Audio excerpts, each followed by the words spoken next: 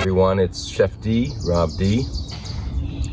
Today I want to demonstrate a homemade barbacoa. And barbacoa is a traditional Mexican shredded beef that makes its way onto tacos, among other things. And it is a beloved dish of Mexico. The origins go, when I say homemade, I don't mean that we're making it at home, that goes without saying. But it's a dish that traditionally is a festival meal that takes a couple of days to prepare. The original barbacoa involved digging a pit, wrapping the meat in banana leaves. In some traditions it would be agave leaves, some sort of leaf dug in a pit with hot coals, and it would cook very slowly. Other versions make a soup out of the meat as it cooks, and that's used. Barbacoa is kind of interesting because while most Mexican food is completely indigenous, there may well be a Jewish link to it. And to understand that, we need to remember that barbacoa is usually made out of beef or goat or sheep, a meat like that, all of which are kosher meats, and that contrasts with many of the pork-based dishes that are so beloved by the Mexican population. Cortez was the commander, Hernan Cortez. He had a Jewish commander underneath him, and it is that Jew, according to Raul Guerrero, who is a Mexican journalist based in Hidalgo, it's that Jew who introduced sheep farming into that sort of central area of Mexico. It didn't really exist any before that.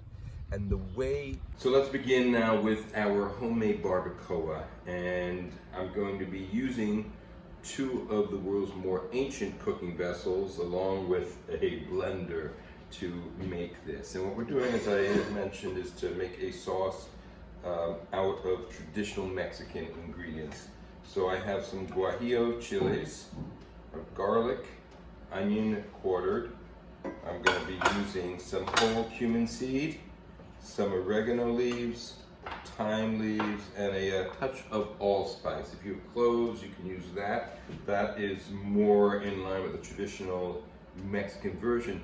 But there's at least a strong historical hint that this comes from the islands, part of this recipe, and therefore allspice is really quite particular. So we're going to cook with cast iron for searing the spices, the onions, and that sort of thing. It gives a deep, charred, caramelized flavor. We've talked about the Maillard reaction in previous videos. It's an important feature, and most people just love things that are brown. The meat, meanwhile, because we wanted to cook slowly, is going to get cooked in an old tin-lined copper pan.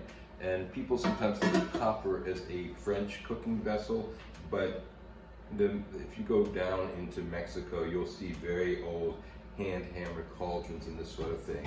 That's because copper is a relatively easy material to mine and to work, and therefore it has accompanied human society from thousands of years back in time.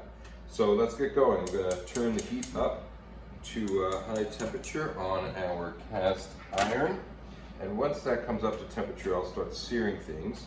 I'm then going to once the chilies are done, I'm going to put on my gloves, which everyone has now because of the pandemic, to peel them. In other words, to remove the stem and the seeds. The seeds just add heat, but not flavor, and we're after the flavor element here. And at the same time, you don't really want the chilies to hit you. So talk about our sensitive membranes, that's definitely the case. So I'll begin with that. I'm going to move then to the spices so that I can grind them up and add them, and we'll puree all of that, and that'll go on top of the meat. So this pan is heating up. I'm going to begin now to cook in the cast iron, in the copper. Add just a little bit of vegetable oil. And what's nice with a tin-lined pan is that it is naturally anti-stick, and at the same time it allows that Maillard reaction to work. In our modern Teflon coated pans, those are hydrophobic, they don't like water, and so you'll often have a bead of water, sometimes small that you can see, underneath your protein, and that's why it's a lot harder to get a good golden brown coloring using a cast iron pan. With the traditional tin lined pans, you want to make sure that you Don't overheat the pan so as not to melt the tail. All right, now I'm going to begin to sear the beef. I've got a pound here of some Angus. If you're not restricted by kosher rules, you can find larger chunks of something like a chest meat or something like that.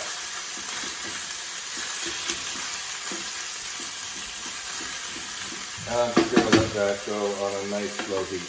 This is now plenty hot. In order to not get these chilies on my hand, I'm going to go ahead now and just begin using tongs. And I'm starting in this order to make it simple because these need to both char and then cool down. I'm then going to move on to the onions and the garlic, and finally after that just to the spices at the end because they'll need the least amount of time to come up. I'm not sure if you're able to see this on your screens, but there's a little bit of smoke rising up. Yeah, and that actually re-enlivens the flavor-carrying oils and the capsicums in the chili peppers. And this, you've seen this in a number of cooking venues and shows and some of my videos as well. This really, it's a simple step. It just takes a couple of seconds, but it will transform your spices. And even, sometimes if you're using just already store-bought ground spices, even then it can sometimes bring them back to life. So these don't take too long, and they'll begin, some of them to puff up a little bit. As you can see from here, it's actually puffed up. I'm going to leave that just a little bit longer.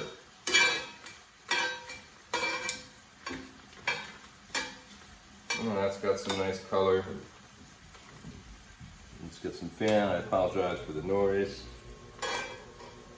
Alright, that's puffing up nicely. And the puffing is not necessary, it just shows that the air inside is heating up and therefore it's expanding, but it's not a bad clue to check the surface of the chili. With these guajillos, they're really dark to begin with, so you have to monitor, often with the nose, to make sure you're getting a beautiful toasty smell, but not overcooking them. This is really, it's beautiful the way it's puffed up as well. So I'd say these are now done. They'll get an opportunity to cool off, so that'll be easier for me to remove the seeds. So I'm going to throw in our onion and garlic here. And while the onion will clearly take longer because it's so little, I'll just throw the garlic in also. And then when it's ready, I'll be able to take that out as well. Check on my beef and give that a little bit of a stir. With this, you don't want to burn it because we're making a relatively small amount of sauce. If we're making a very large pot of, say, chili sauce, it's okay to get a little black on here because the volume of it is going to give the depth, but not the bitter flavor of the burnt. But either way, you're going to be good to go. And when I say like a little color, let's just take, it's definitely very hot in here. You know, we're not talking about really deep color, and it doesn't actually take that long. We're just hurrying up those caramelization processes. Okay, fantastic. My larger ingredients are at this point already all charred, and I have turned off the heat on the cast iron pan. There's still smoke rising from it. It has enough residual heat, which cast iron does, to allow me to toast the things I want without causing harm. And I'm going to begin with the ingredient, of course, it takes the most time, which is going to be the cumin seeds, as it's called, or comino. And we're just going to do a teaspoon or two. Throw that in the bottom. I'm going to follow that now with the oregano. And you can see this just smoking right away. Maybe just a touch more. It's a really unique smell. If you grew up in the East Coast or any place where autumn leaves were cooked, you'll be familiar with the smell. Very similar. A dash of thyme. I'm just going to shake this and take it off the heat right away, and we're going to put it into our spice grinder.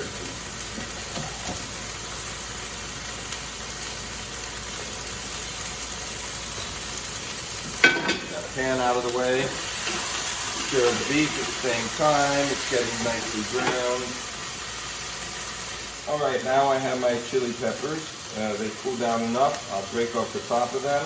And the dried seeds are just going to brush right out. because they've also been toasted. You can sort of crumble it a little bit if you want. I'm going to throw that into the blender, and I'll proceed with all of these chiles. Again, these are guajillo. If you have an ancho or some other sort, it's okay, right? Again, what I really want people to do is feel a certain freedom in their cooking, which will allow you to just have fun in the kitchen while you feed your families and yourselves and your friends. So we've got all of these seeds out. That one I've got it already. My spices in the spice grinder have already been ground up. I'm going to throw them into the blender. And I'm just going to put a couple cups of hot boiling water from my Instant Hot tap into the blender.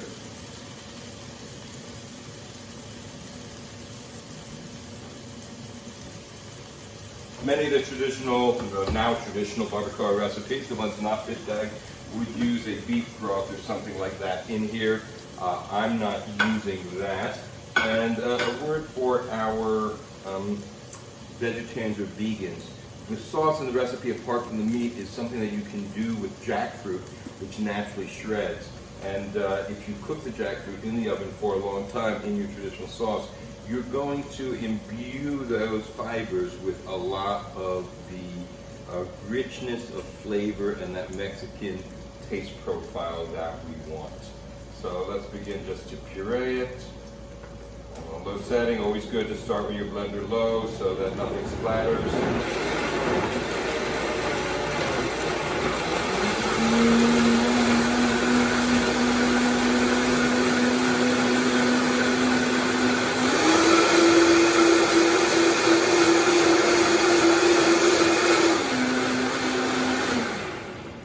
And then we're done, that's it. So one of the things I really want to encourage people to do is that when you're cooking, it is a full body experience, and you want to use your senses to help benefit you in cooking. So take a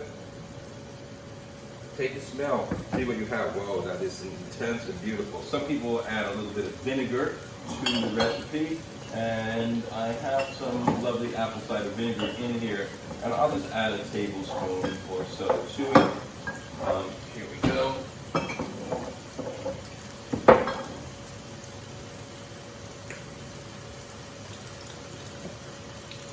And now we're going to take a look at our beef, and once that beef is ready, we'll pour this on top, and we're going to put this into a nice slow cooking oven at about 200 degrees, and we'll come back to this in about 4 hours. So we want to make sure that the beef is a beautiful golden caramelized color, and once you have that on a lot of the size, which I now do, we're going to add this sauce on top.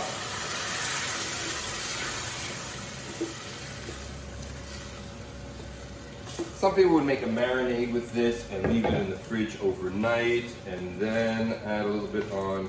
This is the way I like to do it for here. To give a little bit more flavor, and since we're not using a sheep or goat, as would be one of the more traditional origins for the barbacoa, this is going to add some more full rounded flavor. So our meat is finished out of the oven, and I am now just taking it out of that braising liquid we made with the guajillo, chilies, and tomatoes.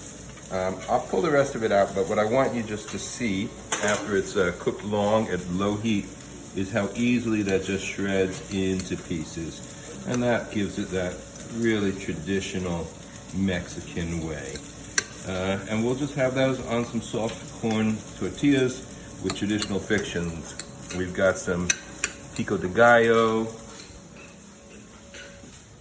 got tortilla salsa, we've got radishes, we've got some refried beans, and we're celebrating Cinco de Mayo. So again, Bate Avon, enjoy, eat, stay safe. Feliz Día de Cinco de Mayo.